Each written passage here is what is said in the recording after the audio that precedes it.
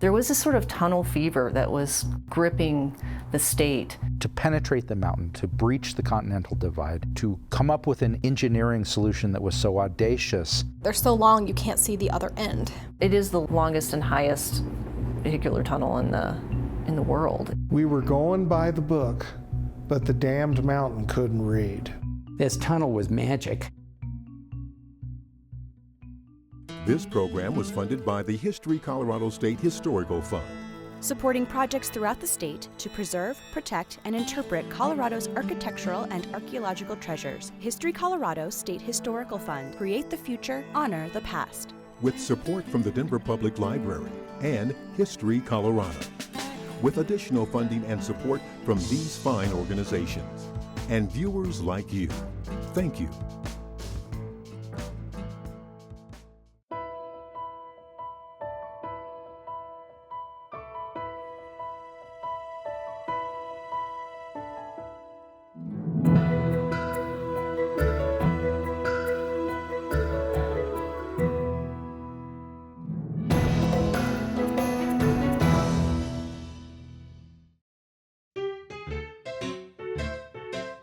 Traveling in the mountains was not for the faint of heart.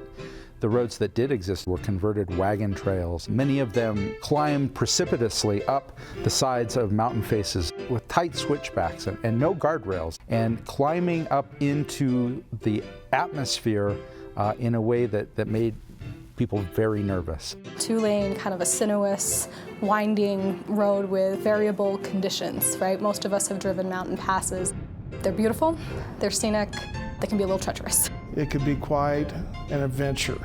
In the 1800s and early 1900s, you took a train. But by the 1920s and 1930s, passenger train traffic began to decline tremendously. And in the 20s and 30s, the roads, particularly in the mountains, simply weren't good enough to replace what had been lost. In the 30s and 40s, the main routes from Denver to the western slope were US 6, which goes over Loveland Pass, and US 40 over Berthoud Pass. So those are your main east to west highways. And the main challenge there was getting over the Continental Divide, especially in the winter months. If you had tried to go up Loveland Pass, as I did as a little boy, I mean, scary.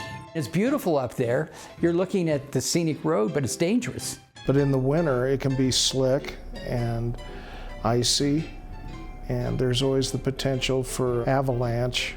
To get from a place like Denver to Grand Junction required a roundabout trip across a series of rickety, bumpy, unpaved, unoiled roads. It was simply not possible to travel by automobile from the eastern side of Colorado to the western side until the 1940s and 50s.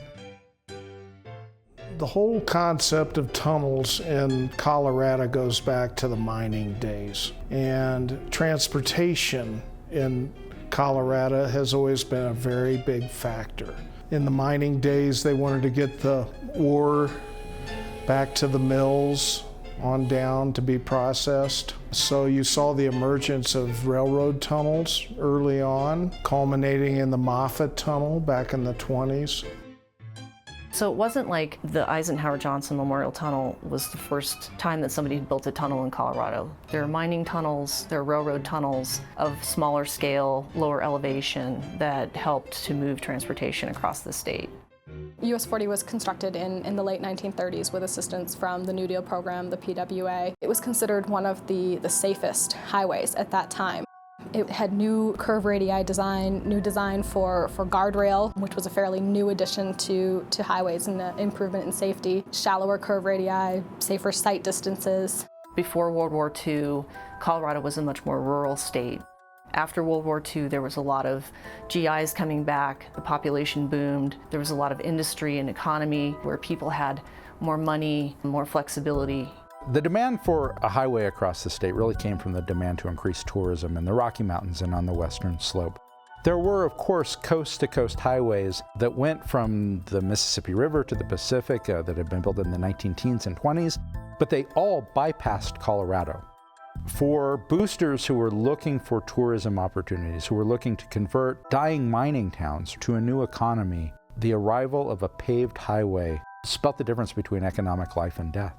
The catalyst for moving the tunnel forward really was the Interstate Highway Act of 1956. President Eisenhower encouraged and Congress passed the Interstate Highway Act, which called for the largest public transportation infrastructure construction project in the world. Mobility was a key factor. It was a defense factor to move forces around when necessary. Dwight D. Eisenhower, when he was a young soldier, had seen the German Autobahn and was really impressed with the connectivity of the Autobahn system in Germany. And when he came back and became president, he was really interested in developing a defense highway system so that there was a way to transport military materials and people across the country in case there was any sort of a military incident. It encompassed thousands of miles of paved superhighways. And when the Federal Highway Commission showed its first interstate highway maps, Coloradans were quick to notice that the only interstate highway to come to Denver stopped at Denver and didn't go west into the mountains. Colorado was really wanting that western connection for the interstate. And since the 1920s, we'd been talking with the state of Utah about developing this connection at some point, and they were really not interested. It was the Interstate Highway Act of 1956 and this agreement with the state of Utah that this connection between Denver and Utah, the interstate through the mountains, would actually be built. The next question was, how do we get under the Great Divide? And several locations were thought about. Under Berthoud Pass, they had tried the Loveland Pass, but eventually the Eisenhower Pass, or Straight Creek Pass, was considered. And a pilot bore began in the early 60s where Eisenhower-Johnson Tunnel is today. Big Ed Johnson, Edwin C. Johnson, was a governor in the 1930s and then a United States Senator from Colorado, and then in the 1950s again, Colorado governor. And he was the most dominant political leader in Colorado between the 1930s and 1950s. He had big dreams for Colorado. Big Ed was basically a farm boy. He was born in Scandia, Kansas. As a young man in his 20s, he gets tuberculosis. He was so sick, they had to put him on a stretcher, took him to Colorado. The doctors were telling him people are being cured in Colorado. He did recover, moved up to outside of Craig, Colorado. Of course, he was 6'4". That's kind of like almost a giant back then. He believed strongly in the transportation future of his state, and particularly of his section of the state on the western side. He knew that there were great resources, not only for tourism, but for the development of agriculture and mining and uranium. And he knew that the only way to unlock that potential was through reliable transportation through the mountains.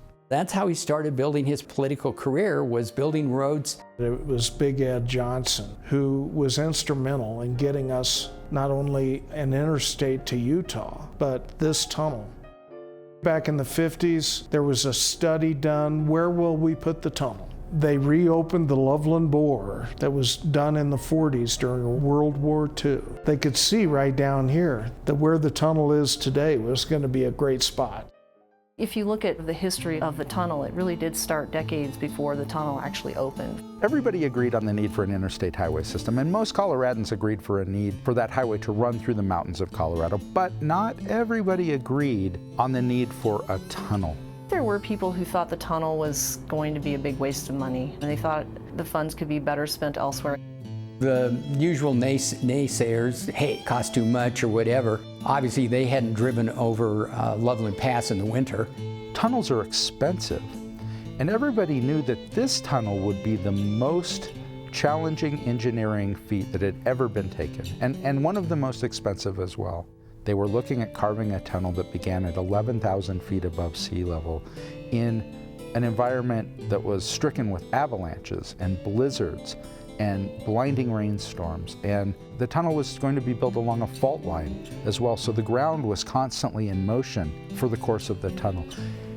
And for many people, it seemed ridiculously expensive. Why not instead improve the road over Loveland Pass or Berthoud Pass?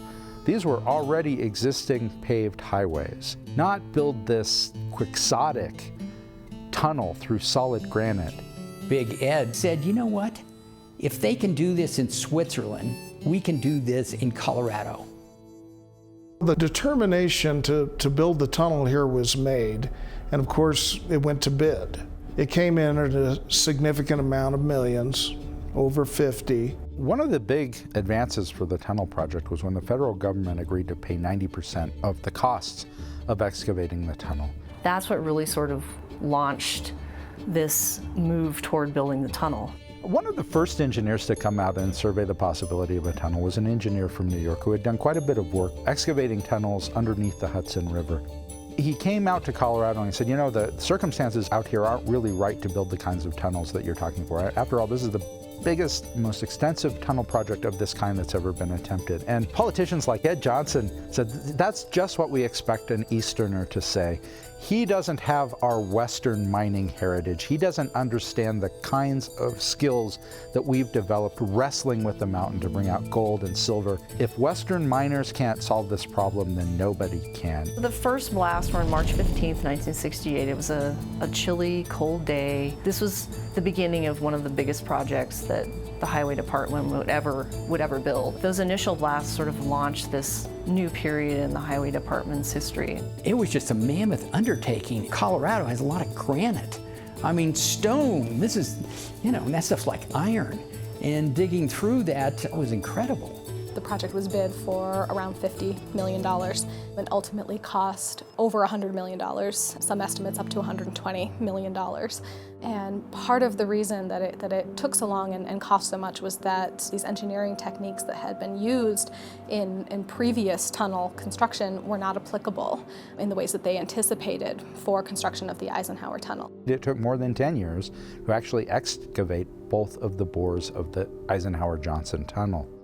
To do that required mining skills of immense magnitude. You're dynamiting through solid granite.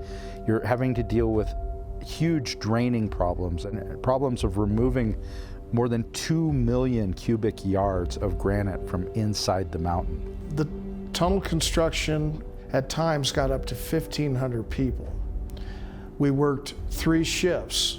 The principle is that during the day, you set your charges, blast, and then the mucking begins. When you're mucking, you're actually getting rid of the material that comes out of the blasting. And all the rubble from Eisenhower and Johnson Bore were used for making the approaches to the tunnel. This was a very rural area.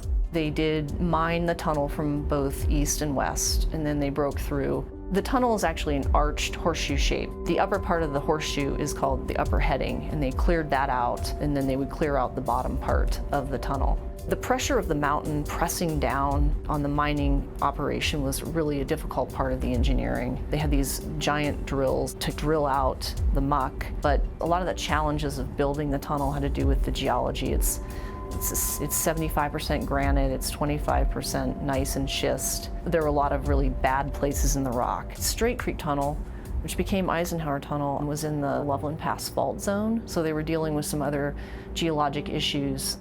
The primary characteristic of the fault area is the groundwater. The kind of muck that hard rock miners take out of a mine, it made it very soupy and hard to deal with, and it caused an ooze.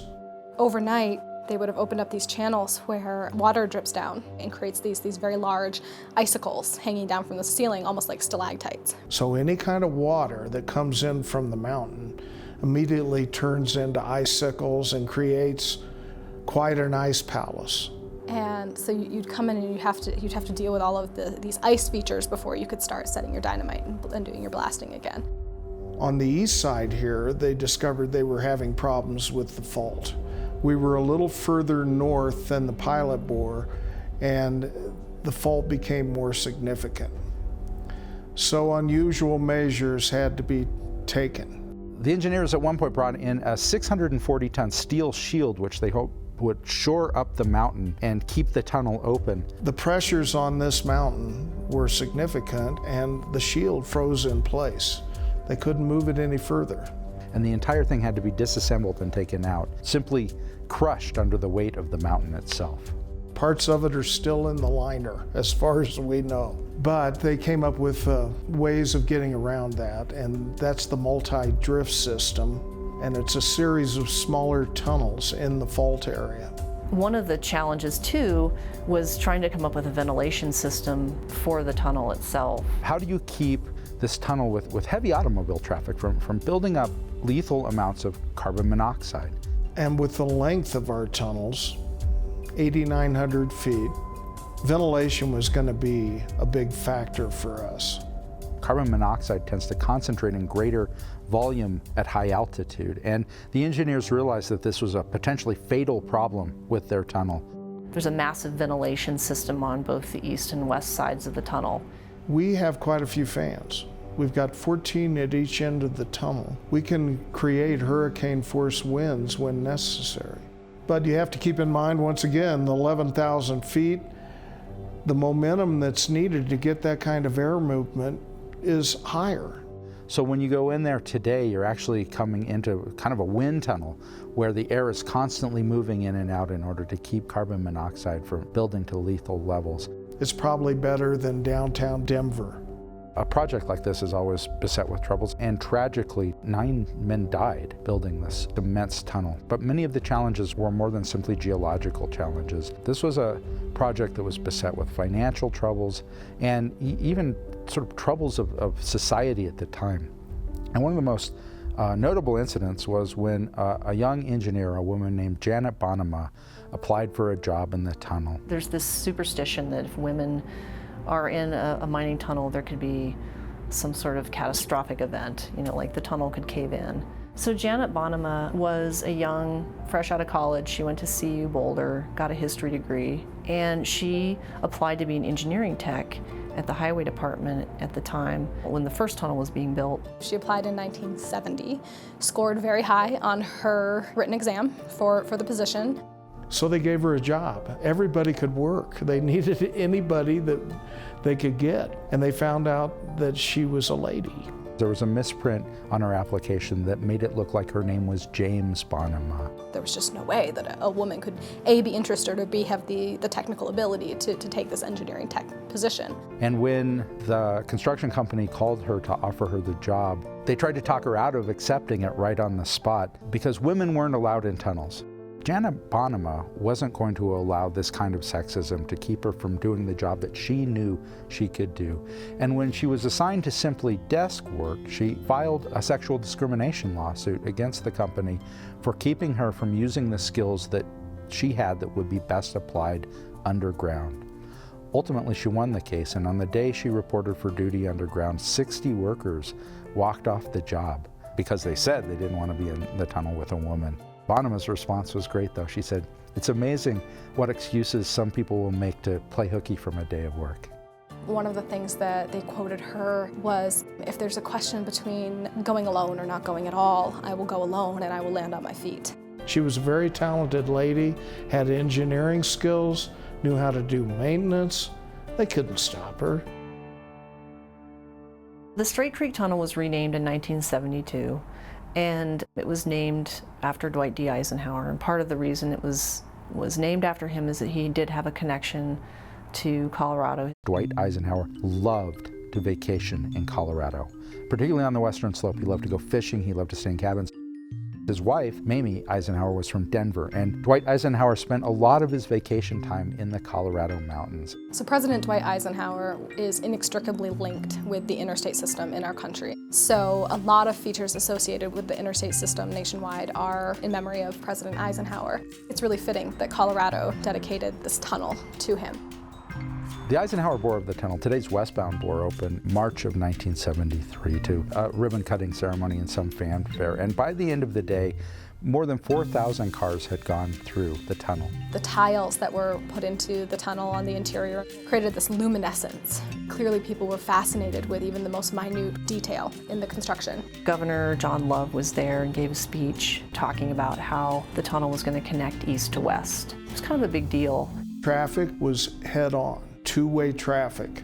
In that first year of 1973, more than 18,000 cars went through the tunnel. And almost immediately, engineers began planning a second bore, what became known as the Johnson Bore of the tunnel. A lot of people think the Johnson Bore is named after Lyndon Johnson. It's named after Edwin Johnson. He was such a huge supporter of the tunnel construction in Colorado in the 50s, and they wanted to honor that. The tunnel buildings were designed for 2 bores, so they went ahead and did that during the first phase of construction. It was quite an undertaking as well because we had live traffic in the other bore. Building the Eisenhower Tunnel definitely gave them some heads up about some of the issues they were going to encounter with the Johnson Bore. My understanding is that the geology was slightly different. They didn't have as many issues with the geology on the Johnson Bore, even though they're not that far apart, and that they could anticipate some of the challenges that they had met with building the Straight Creek Eisenhower Bore. The Eisenhower-Johnson Memorial Tunnel made Colorado accessible to the rest of the nation. Before the opening of the tunnel, why on earth would you go into the Colorado Rockies? The possibility of traveling across the Continental Divide was simply too daunting for most Americans. The opening of the tunnel opened up this state. It made it accessible and available to more kinds of tourists, more kinds of Americans than we had ever seen before. The Eisenhower-Johnson Memorial Tunnel does look very much like it did when it opened in the mid to late 70s. You have the illusion that you're in the wilderness, although of course you're cruising along on this big 6-lane blacktop highway. But then you get to the tunnel and there's this great brown building, this un-mountain-like brown building standing in the middle of the highway. Then when you get into it, it keeps going and going. You have all these lights on, you hear these fans going. Driving through the tunnel is astonishingly antiseptic. And you make your way out on the other side, and the weather is completely different. It may have been a blizzard going in and totally sunny coming out. That's one of the strange phenomenons of nature, why the weather is never the same on one side of the tunnel as it is on the other. What you see isn't all that there is. They didn't just build a bore through the tunnel.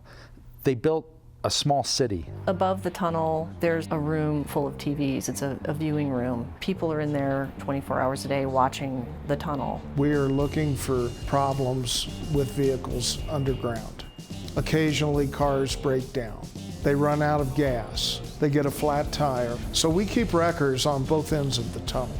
It takes us 6 to 7 minutes from the time of identifying that car to pushing it out. Back in year 2000, we had a simple motorhome fire, and tunnel personnel identified that he was smoking as soon as he came in the tunnel. So we stopped traffic, and he almost made it. He got all the way to being 500 feet from being outside, and finally the fire became noticeable to him. We had to go in and put that fire out. No one was hurt. If you ever break down in Eisenhower, we're watching you. One of the things that we're very proud of here is that the 2 tunnels together are over 40 years old, and there's never been a fatality in the tunnels. It's not just the 2 tunnels today, but it's the tunnels and the ventilation systems and the drainage systems and the monitoring systems and the garage for vehicles. The staff of the tunnel's 52 full-time employees, and it is open 24 hours a day. I think the people need to know what we do up here. It's a good thing. It doesn't matter if you don't understand the engineering or you don't know the history. You can't help but be awed by this feature when you drive through it. I took an out-of-town traveler up there, and driving in, she looks up and says, "We're going through that mountain." It just, it really speaks to you. It kind of, you have to be moved when you drive through. I mean, it's just such a testament to human will. Well, 11,000 feet is a beautiful place, so we get a lot of tourists and even people that live in the state that like to pull over and catch their breath. It's definitely one of the most important projects that was ever built in Colorado. It changed the face of Colorado. It's led to the development of the Intermountain West. It's had such a huge impact on the state. I mean, I don't think people driving through the tunnel really think about maybe how the state was before the tunnel. But I think it's made a huge difference in our connection to the rest of the country and the economy and just the connectivity of making the state more of a whole than these 2 separate, the Western Slope and the Front Range. We can't go back. There's no way that we can Turn back the clock to the time before the Eisenhower Tunnel now. Our population is simply too large. There's too much at stake in the development of the I-70 corridor to go back. We're always going to need something like the tunnel. Whether it will stay exactly the same in the future kind of depends on our need. Time will tell if the tunnel as it exists today, as it was completed in the 1970s, will continue to be adequate for the traffic needs of Colorado.